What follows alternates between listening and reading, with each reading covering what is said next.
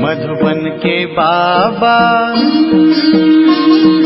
मधुबन के बाबा मुरली वाले, आपका क्या कहना,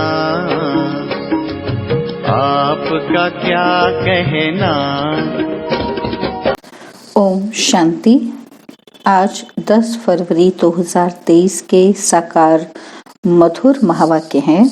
आज मीठे मीठे बाप दादा बोले, मीठे बच्चे, बाप तुम्हें हद और बेहद की नॉलेज दे, फिर इससे भी पार घर ले जाते हैं।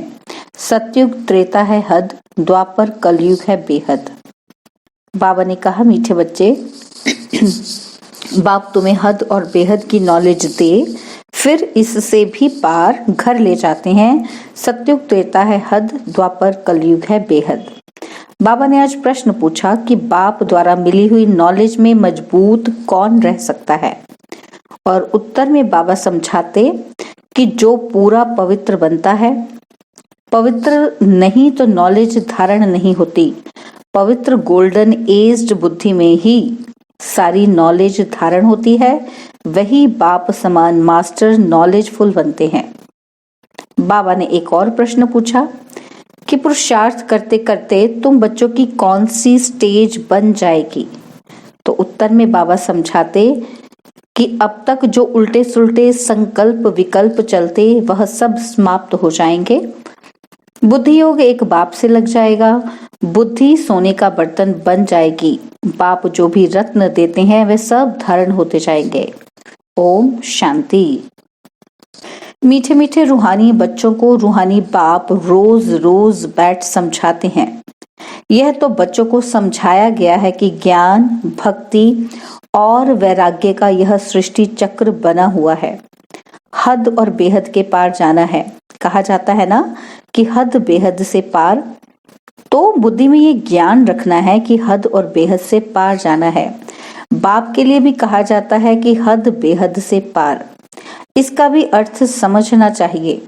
रूहानी बाप रूहानी बच्चों को टॉपिक पर समझाते हैं।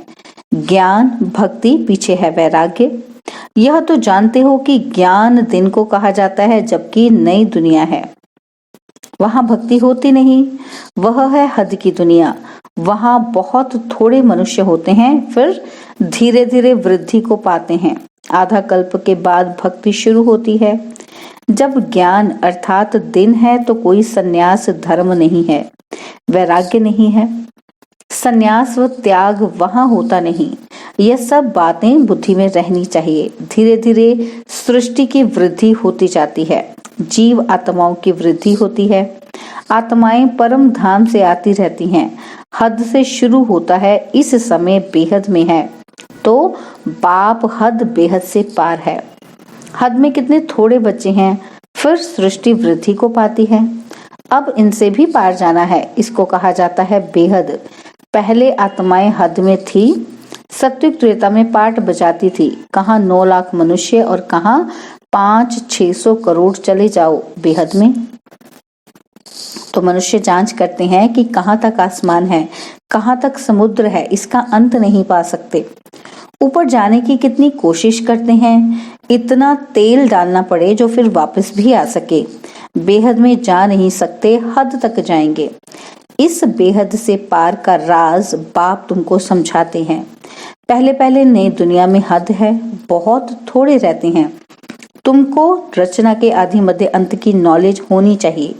यह नॉलेज कोई को नहीं है, बाप को ही नहीं जानते। यह सब राज समझाने वाला बाप ही है, जो हद बेहद से पार है। तो बाप बैठ तुमको रचना के आदि मध्य अंत का राज समझाते हैं। फिर बाप कहते हैं कि बच्चे, इनसे भी पार जाओ। वहां तो कुछ है नहीं, आसमान ही आसमान है, जल ही जल है, जमीन आदि कुछ नहीं। इसको कहा जाता है हद बेहद से पार। इसका कोई भी अंत नहीं पा सकते। बेअंत बेअंत कहते हैं, परंतु अर्थ नहीं जानते। बाप ही सारी समझ देते हैं, क्योंकि वह है श्रेष्ठ, अर्थात बहुत समझदार। समझ समझ कर ही बहुत समझदार माला का दाना बने हैं। मनुष्य कोई भी रचता और रचना के आदि मध्य अंत का राज नहीं समझते हैं। बाप ही समझाते हैं, कहते हैं मैं हद को भी देख रहा हूँ, बेहद में भी जाता हूँ। इतने सभी धर्म है, ऐसे ऐसे स्थापना होती है। वह सतयुग है, हद की सृष्टि, फिर कलयुग में है बेहद, फिर हद बेहद से पार, जहाँ हमारा शांति धाम है, स्वीट होम है। सतयुग भी है स्वीट होम, वहाँ शांति भी है तो राज्य भाग्य भी है। वहाँ सुख और शांति दोनों ही हैं। घर जाएंगे तो वहाँ सिर्फ शांति होगी, सुख का नाम नहीं। अभी तुम सुख और शांति दोनों स्थापन कर रहे हो, वहाँ अशांति का नाम नहीं। अशांति 5 विकारों से है, ये दुनिया में कोई नहीं जानता। आधा कल्प के बाद फिर रावण राज्य होता है। वो लोग कल्प की आयु लाखों वर्ष कह देते हैं, समझते कुछ भी नहीं, इसलिए भ्रष्टाचारी, दुखी, पतित हैं। जरा भी सभ्यता नहीं है। जो दैवी सभ्यता थी उसके बदले असभ्यता, आसुरी गुण हो गए हैं। यह है बेहद का ड्रामा। अब कहा जाता है हद बेहद से पार, बहुत दूर दूर जाते हैं। मनुष्यों को तो खेल का कुछ भी पता नहीं कि सबसे बड़ा कौन। ऊंचे से ऊंचा है भगवान, तब कहते हैं कि तुम्हारी गतमत तुम ही जानो। अब तुम बच्चे सब कुछ समझते हो, परंतु तुम्हारे में भी नंबरवार हैं। बाप बैठ समझाते हैं कि मेरी बुद्धि कहाँ तक जाती है। हद बेहद से पार, वहाँ कुछ भी नहीं है। तुम बच्चों के रहने का स्थान है, वह ब्रह्मांड, ब्रह्म महातत्व। जैसे आकाश तत्व में यहाँ बैठे हो, कुछ भी देखने में नहीं आता है, पोलार ही पोलार है। रेडियो में कहते हैं आकाशवाणी। अब आकाश तो बहुत बड़ा है, उसका अंत तो पा नहीं सकते, उसकी वाणी मनुष्य क्या समझेंगे। यह जो आकाश का तत्व है, इस मुख से, पोलार से वाणी निकलती है, इसको कहा जाता है आकाशवाणी। वाणी मुख से निकलती है, वाणी कोई नाक कान से नहीं निकलेगी। तो बाप भी इस शरीर में बैठ इस मुख से तुम बच्चों को समझाते हैं। तुम बच्चे ही जानते हो कि बाप क्या है। जैसे हम आत्मा है, वैसे बाबा भी ऊंचे से ऊंची आत्मा है। सबको नंबरवार पाठ मिला हुआ है। ऊंचे से ऊंचा बाप, फिर नीचे आओ, नंबरवार खेल में सब आते हैं। नई दुनिया में पहले पहले हैं लक्ष्मी नारायण, फिर उनके साथ जो नई दुनिया में रहते हैं, माला को देखो, ऊपर में फूल, ऊंचे से ऊंचा भगवान, फिर है मेरू युगल, फिर माला देखो कैसे बढ़ती है। ये सब पढ़ाई है ना, सारी पढ़ाई बुद्धि में रहती है। बीज और झाड़, बीज ऊपर में है, रचता बाप ने बैठ रचना के आदि मध्य अंत का राज तुमको समझाया है। यह सृष्टि रूपी कल्प वृक्ष है, इनकी आयु भी एक्यूरेट है, इसमें 1 सेकंड का भी फर्क नहीं पड़ सकता। तुमको कितनी नॉलेज मिली है, इसमें मजबूत वह रह सकते हैं जो पवित्र बनते हैं, नहीं तो नॉलेज धारण हो न सके। पवित्र बर्तन, गोल्डन एज्ड बुद्धि होगी तो नॉलेज ऐसी सहज धारण रहेगी जैसे बाबा के पास है। नंबरवार मास्टर नॉलेजफुल बन जाएंगे। यह राज बाप बिगर कोई समझा ना सके। ना देवताओं के मुख से सुनेंगे, ना पतित मनुष्य के मुख से सुनेंगे। बाप ही सुनाते हैं, सो भी अभी संगम पर ही तुम सुनते हो। बाप एक ही बार बाप टीचर सतगुरु बनते हैं, पाठ बजाते हैं, फिर 5000 वर्ष बाद वही पाठ बजाएंगे। प्रलय तो होती नहीं, तो पहले है बाप, ऊंचे ते ऊंचा शिव, फिर मेरू, ऊंचे ते ऊंचा महाराजा महारानी, फिर अंत में जाकर आदिदेव आदिदेवी बनेंगे। सारा ज्ञान तुम्हारी बुद्धि में है, परंतु नंबरवार पुरुषार्थ अनुसार। यह नॉलेज तुम जिसको भी सुनाओ तो वंडर खाएंगे। बाप नॉलेजफुल बिगर यह नॉलेज कोई दे ना सके। यह बच्चों को धारण करना बहुत सहज है, कोई मुश्किल नहीं, परंतु याद की यात्रा है मुख्य। सोने के बर्तन में रत्न ठहर सकेंगे, ऊंचे ते ऊंचे रत्न है। यह बाबा रत्नों का व्यापारी भी है ना। अच्छा रत्न आता था तो चांदी की डिब्बी में कपास डालकर ऐसे बनाकर रखते थे, फिर ऐसे खोलकर दिखाते थे जैसे बहुत फर्स्ट क्लास चीज है। अच्छी चीज अच्छे बर्तन में ही शोभती है। तुम्हारे यह कान है बर्तन, इन द्वारा तुम सुनते हो, धारण करते हो, तो यह सोने का पवित्र चाहिए। अर्थात बुद्धि योग बाबा से पूरा होना चाहिए। बुद्धि योग ठीक नहीं होगा तो कोई बात ठहरेगी ही नहीं। उल्टे सुल्टे संकल्प भी नहीं उठने चाहिए। तूफान बंद, पुरुषार्थ करते करते ये स्टेज होगी, बुद्धि को सब तरफ से निकाल, मेरे साथ लगाते लगाते बर्तन सोना हो जाएगा। दूसरों को भी दान देते रहो। भारत महादानी है, भारत में धन आदि बहुत दान करते हैं। यह फिर है अविनाशी ज्ञान रत्नों का दान जो बाप बच्चों को देते हैं। देह सहित देह के जो भी संबंधी हैं उन सबको छोड़ बुद्धि एक के साथ लगानी है। हम तो बाप के हैं, बस बाबा एम ऑब्जेक्ट बता देते हैं। पुरुषार्थ करना बच्चों का काम है, तब ही ऊंच पद पाएंगे। कोई भी उल्टा सुल्टा संकल्प नहीं उठना चाहिए। बाप है नॉलेज का सागर, हद बेहद से पार सब राज समझाते रहते हैं। मैं हद बेहद से पार चला जाता हूँ, तुम भी हद बेहद से पार हो, संकल्प आदि कुछ नहीं, फिर तुम भी पार चले जाएंगे। ग्रस्त व्यवहार में रहते कमल फूल समान बनना है। हथ कारडे दिल शिव बाबा को दे। चलते चलते कई बच्चे टूट भी पड़ते हैं, नापास हो पड़ते हैं। तुमको सब मालूम पड़ जाएगा। अच्छे अच्छे महारथियों को भी माया हप कर गई। आज नहीं है, बाप को छोड़ जाकर माया की ऐशलम लेते हैं। पढ़ने वाले ऊंच चले जाते हैं और पढ़ाने वाले टीचर मायावी बन जाती है। जैसे ट्रेटर होते हैं, दूसरे पास जाकर शरण लेते हैं। जो पावरफुल देखते हैं उस तरफ चले जाते हैं। तुम जानते हो, बहुत ताकत वाला तो एक बाप है, वही सर्वशक्तिमान है। हमको ऊंच पढ़ाए एकदम विश्व का मालिक बना देते हैं। कोई अप्राप्त वस्तु नहीं जिसके लिए पुरुषार्थ करना पड़े। ऐसी कोई चीज है ही नहीं जो तुम्हारे पास ना हो। सो भी है नंबरवार पुरुषार्थ अनुसार। बेहद के बाप बिगर ये बातें कोई जानते नहीं। तुम ही पूज्य थे, फिर तुम ही पुजारी बने हो, अब फिर पूज्य बनने के लिए पुरुषार्थ कर रहे हो। जितना बाबा की याद में रहेंगे तो माया के तूफान खत्म होते जाएंगे। हातमताई का खेल दिखाते हैं। मुहल्लरा डालते थे तो माया भाग जाती थी, मुहल्लरा निकाला तो माया आ गई। बाप समझाते हैं, बच्चे अपने को आत्मा भाई भाई समझो। शरीर ही नहीं तो फिर दृष्टि कहाँ जाएगी। इतनी मेहनत करनी है, कल्प कल्प तुम्हारा ही पुरुषार्थ चलता है।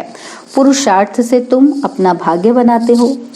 बाप बच्चों को मुख्य बात कहते हैं कि अपने को आत्मा समझ, मुझ बाप को याद करो। यह बात तुम ही जान सकते हो। भल वह कहते हैं कि गॉड फादर है, हम सभी ब्रदर्स हैं, परंतु समझते नहीं हैं। गाते भी हैं कि सबका सदगति दाता राम, सबको सुख देने वाला एक ही बाप है। राम को बाबा नहीं कहेंगे। बाबा एक शरीरधारी को दूसरा अशरीरी को कहते हैं। पहले पहले है अशरीरी, फिर शरीरी बनते हैं। पहले हम बाबा के साथ रहते, फिर पाठ बजाने के लिए लौकिक देहधारी बाप के पास आते हैं। यह सब बातें हैं रूहानी। उस लौकिक जिस्मानी पढ़ाई को भूल जाना है।